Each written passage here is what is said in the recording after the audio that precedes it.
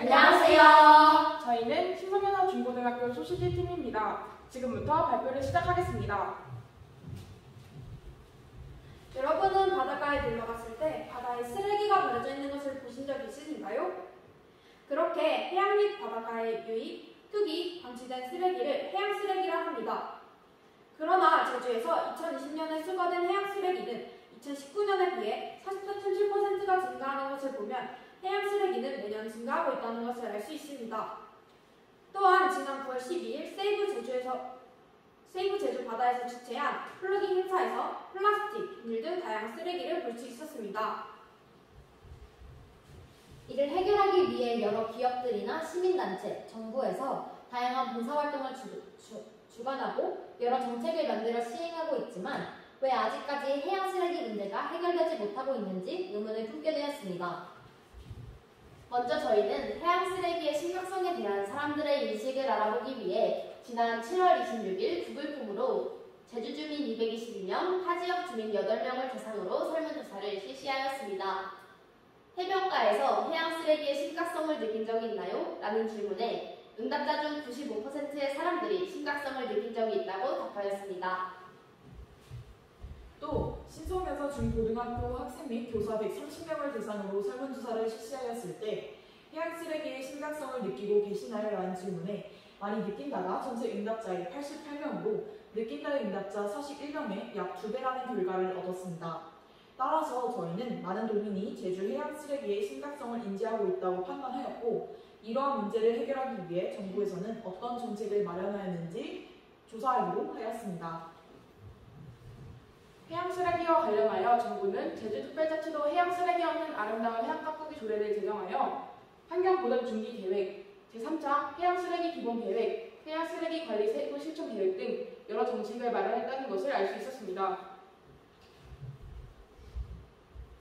현재 해양 쓰레기 증가에 따라 해양 쓰레기와 관련된 정책의 증설수도 늘어나고 있고 예산 확보도 늘어나고 있지만 이러한 프로그램 증설 속도가 해양 쓰레기의 증가 속도에 미치지 못하고 있으며 증설수가 늘어나도 홍보가 부족하여 프로그램 존재 자체를 모르는 사람들이 대다수입니다.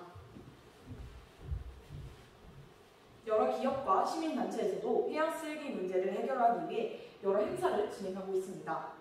한 기업에서는 서귀포 올레길을 걸으며 아름다운 제주의 경관을 감상할 수 있는 플로깅 행사를 진행하였고 서귀포시 안전면에서는 매주 수요일을 비치코밍데이로 정하여 마대에다가 쓰레기를 주워오면 마을 카페에서 사용할 수 있는 음료 쿠폰으로 교환해주는 행사를 진행하였습니다.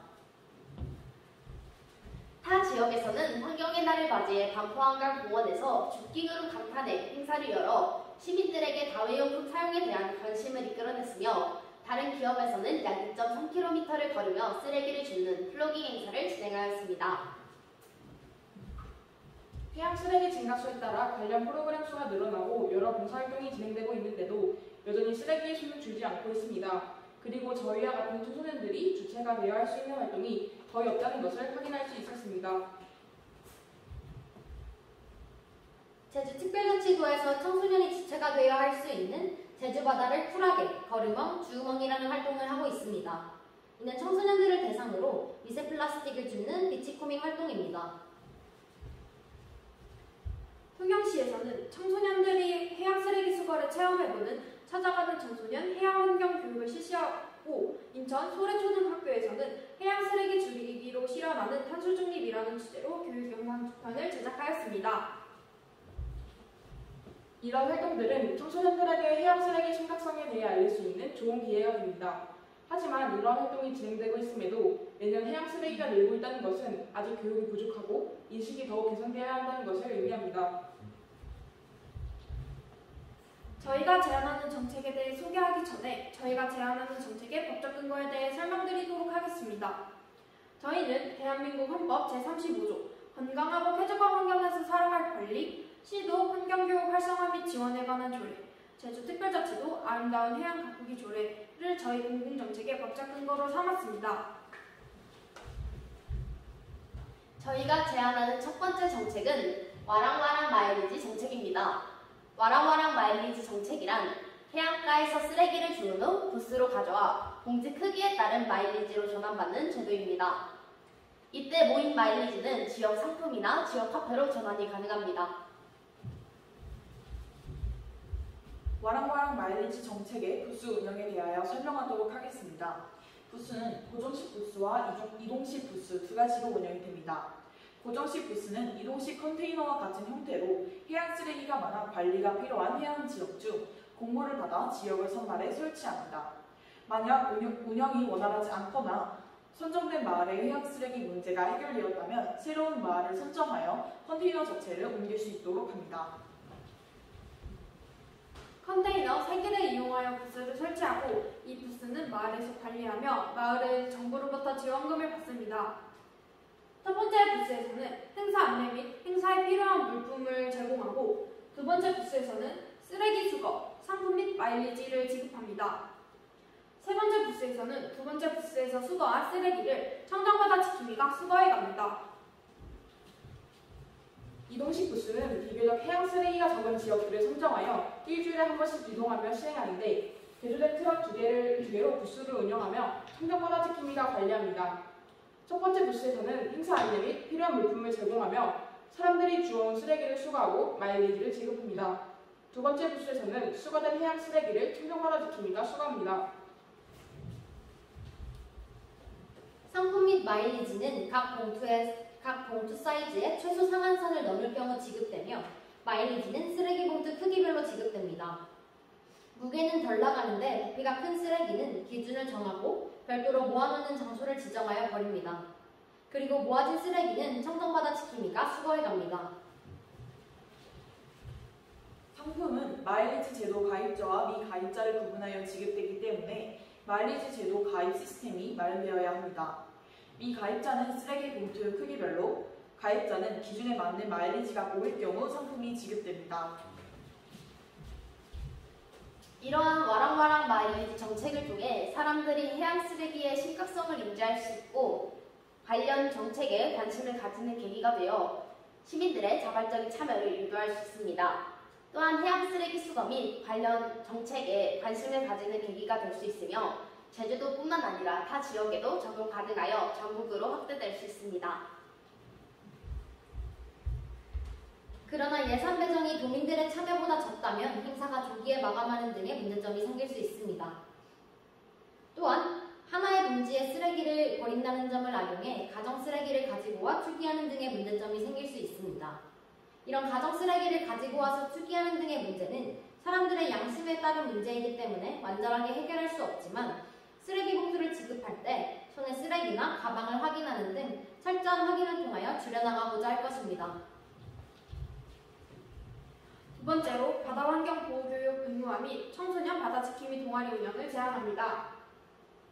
이 교육은 제주도 내 청소년들을 대상으로 해양 쓰레기 의무 교육을 1년에 1시간으로 하고 청소년 바다지킴이 동아리를 홍보합니다.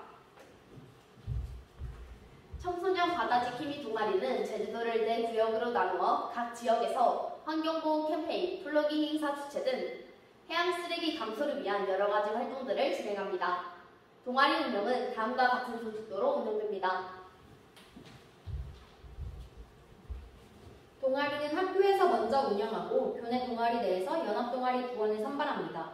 이러한 청소년 바다지킴이 동아리가 운영된다면 청소년들이 해양 쓰레기 문제에 경각심을 가지고 이를 해결하기 위해 노력하며 타 지역의 모범적인 사례가 될 수 있습니다.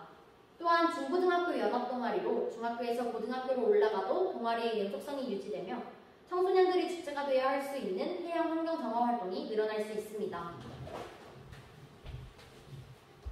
그러나 교육 프로그램과 청소년 연합동아리 운영은 학생들의 관심을 끌 수 없다면 실효성이 떨어질 수 있습니다. 각 학교에서 먼저 바다 환경 지킴이 동아리가 운영되지 않을 경우 활동이 일부 학생에게만 편중되거나 활동의 확대가 어려울 가능성도 있습니다. 또한 관계기관의 협조와 예산 지원이 이루어지지 않을 경우 동아리 활동이 어려울 수 있습니다. 이러한 문제점은 학생들의 관심을 끌기 위해 SNS를 이용한 홍보를 진행하고 각 학교에서 바다환경 지킴이 동아리가 운영될 수 있도록 교육청의 지원과 프로그램 운영이 이루어진다면 충분히 개선될 수 있습니다. 저희가 정책을 제안하면서 활동했던 내용을 발표하겠습니다. 저희는 올해 5월 매주 만나 제주 해안가의 해양 쓰레기 문제에 대해 직접 조사하는 등 해양 쓰레기에 대해 탐구하였습니다. 또한 실제 환경정화 운동에 참여하기 위해 9월 12일 월요일 송악산 주변 바닷가에서 사단법인 세이브 제주 바다가 주최하는 플로깅 활동에 참여하였습니다. 해양 쓰레기 심각성 인지에 대해 알아보기 위해 시민 72명을 대상으로 5월 28일 1차 온라인 설문조사를 진행하였고 이후 정책에 대한 의견을 물어보기 위해 7월 29일 제주도민 222명, 타지역 주민 8명을 대상으로 2차 온라인 설문조사를 진행하였습니다. 또 제주도 내 학생의 제주 바다 해양 쓰레기 심각성 인지와 마일리지 제도 참여 의사에 대한 생각을 듣기 위해 9월 16일 신성여자 중고등학교 학생 및 교사 130명을 대상으로 오프라인 설문조사를 실시하였습니다. 또한 해양 쓰레기의 심각성을 알리는 캠페인도 실시하였습니다. 저희는 인스타그램과 같은 SNS 계정을 개설하여 사람들에게 정책 제안 과정을 공유하였습니다.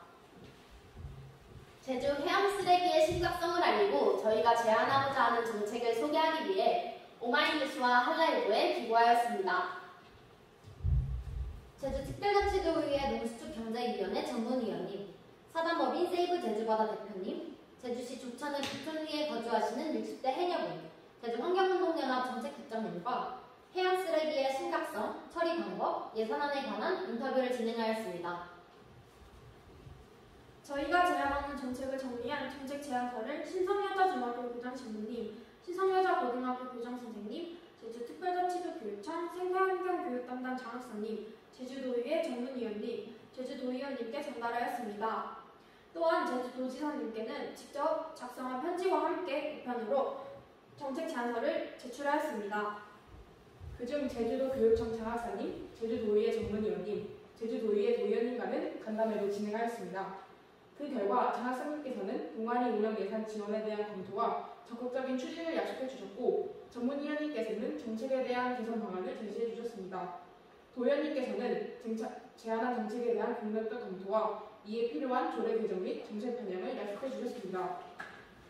또 지난 2월 국민권익위원회에서 주최하는 22년 청소년 청년 아이디어 경진대회에 참가해서 제주 해양 쓰레기 문제 해결을 위한 저희의 정책을 제안하였고 본선에 진출하였으며 이후 정책이 실현되기 위한 활동을 이어나가고 있습니다.